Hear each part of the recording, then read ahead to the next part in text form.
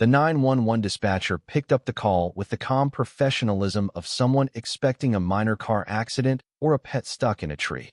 911. What's your emergency? She asked.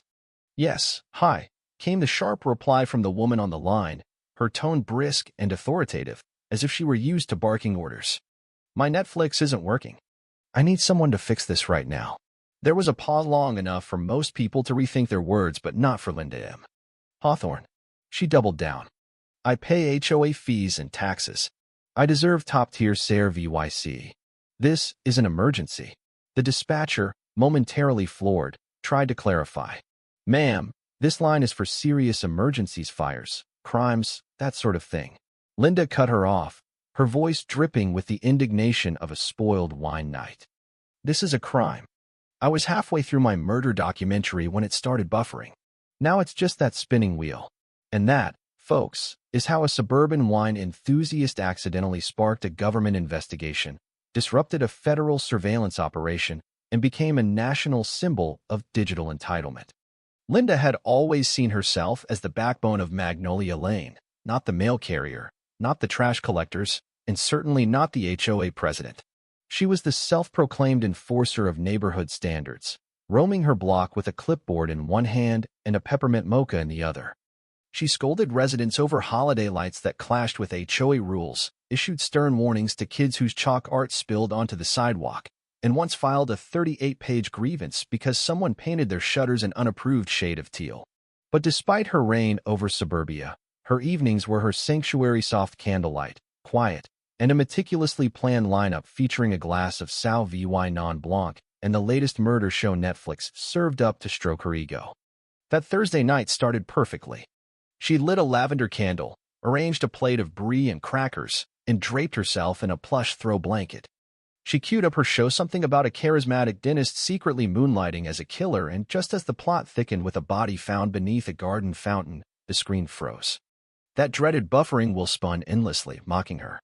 Linda blinked, waited, mashed the pause button, nothing. She marched to her router, yanked the plug, then plugged it back in. Alexa, reset everything, she snapped, clapping twice for emphasis. Alexa, perhaps sensing Linda's notoriety in Magnolia Lane, chirped back, I'm not sure how to help with that. As the minutes dragged on, her wine warmed, and her patience evaporated. She fired off a text to the HOA chat, accusing someone of signal sabotage. No reply. She ranted on Nextdoor about a conspiracy against homeowners. Still nothing. Convwine said she'd been abandoned. She grabbed her phone, dialed 911, and demanded help with the unshakable confidence of a woman who once threatened to sue her florist over wilted peonies. Deputy Ethan Carter didn't expect to catch this call, but it was a quiet night. He was nearby, and though he knew it was ridiculous, he figured he'd check it out if only to rule out a meltdown. What he found was Linda in satin pajamas, pacing her pristine lawn, brandishing her remote like a weapon. Finally, someone who cares, she huffed as he approached. Ethan raised an eyebrow. Ma'am, you called 911 over a streaming glitch? Linda rolled her eyes. Don't be absurd. I called because my entire system's been hacked. I'm under cyber attack. Ethan, barely hiding a grin, asked to see her setup. She ushered him inside, lecturing him about how certain homes deserve priority bandwidth. Her tech looked normal, but something stood out. Her signal was unusually robust for a house with no Wi-Fi modem or ISP bill. Where's your internet coming from? Ethan asked. Linda shrugged. My nephew installed it years ago. Said it was a premium line.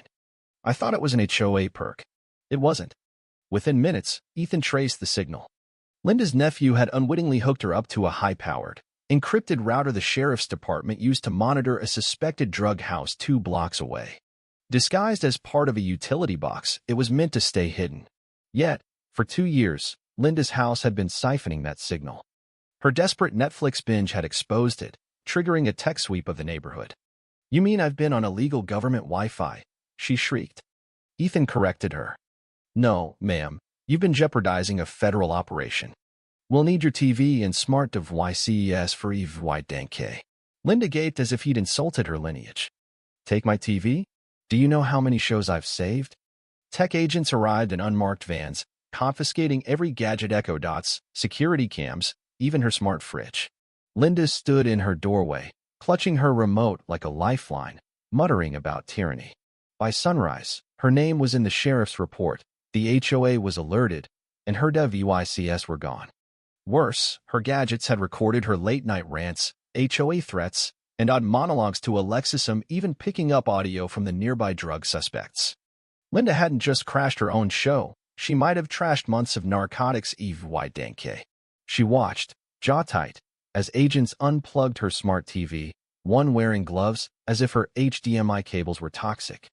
Ethan leaned against her counter, smirking at the chaos. "Your house has been tapping a restricted sheriff's network," he explained, showing her a signal map. "It's a secure line for monitoring crime. Your Netflix piggybacking threatened it." Linda scoffed. "You're saying I hacked the FBI? I just used the strongest signal." "That's the issue," Ethan said. "It wasn't supposed to be detectable. Someone tweaked your setup." Her eyes narrowed. "So this is my nephew's fault?" Ethan didn't reply, but his look said enough. Her streaming had tripped alerts for a year, masked by encryption until now. Agents swept her home, seizing anything with a chip. "That fridge was a gift," she protested. An agent shrugged, unmoved. The HOA acted fast. Linda lost her Facebook group admin status, her posts about mailbox aesthetics vanished, and a memo reminded everyone 911 wasn't tech support. "They're painting me as unhinged," she fumed, pacing her now silent house. No Alexa, no jazz, just eerie quiet. A letter from the HOA's lawyer warned she might owe damages for disrupting law enforcement. Neighbors whispered by their mailboxes, falling silent when she appeared. The next day, Ethan returned with questions about her nephew, Jake. "This wasn't a random hack," he said. "It took skill, encryption knowledge, government network savvy. Jake's name's in the signal trace." Linda's stomach sank. She'd thought Jake was just a geeky college kid who loved tech and energy drinks. He'd lived with her one summer, setting up her smart home as a thank you. Now she wondered what he'd really done. She tried calling him, voicemail. Email bounced. His Facebook was gone. Panic crept in. Had Jake framed her, or was it a prank gone wrong? She recalled him mentioning disguised surveillance routers. Back then, it was just nerd chatter. Now it felt sinister. That evening, a plainclothes investigator handed her a subpoena for her digital records. Linda stared, hands trembling. She was under federal scrutiny, all because her Netflix stalled. At court, cameras swarmed as Linda arrived in a cream blazer and pearls, ignoring shouts like, "Was buffering really an emergency?" Inside, her lawyer, Greg Tatum, a frazzled real estate guy, begged her to stay quiet. The DA outlined her 911 misuse and signal breach, then dropped a bombshell. Her devices had recorded everything: rants, shows, even snippets of drug suspects passing her window. Her fridge had become a spy. "They're saying my fridge ratted me out," she hissed to Greg, who looked ready to bolt. During a recess, Linda faced reporters, snapping, "I regret trusting shoddy government tech. If they didn't want me on it, they shouldn't have left it open." The clip went viral. Memes flooded in Linda as a Matrix hero wielding a remote, or testifying about streaming rights. Then Jake took the stand, admitting he'd hooked her up to the router. "She didn't know what it was," he said. "I warned her it was sketchy, but she said, if it works, I don't care." Linda exploded. "That's a lie." The judge silenced her. Jake added, "She wanted fast Wi-Fi. When I tried switching it, she complained it slowed her shows." Her image shattered. Fined for 911 misuse, sentenced to 50 hours of community service, and barred from HOA roles. Linda fumed as neighbors mocked her. Kids yelled, "Buffer this," as they biked by. Memes piled up an FBI warrant with her face, captioned, "Guilty of binging too hard." Yet Linda saw herself as a martyr. She launched Wi-Fi Rights Now, a campaign with a buffering wheel logo, ranting on TikTok about bandwidth justice. Trolls bought her, "I buffer, therefore I am," mugs to mock her. Her digital freedom rally flopped for attendees, including a pigeon that derailed her speech.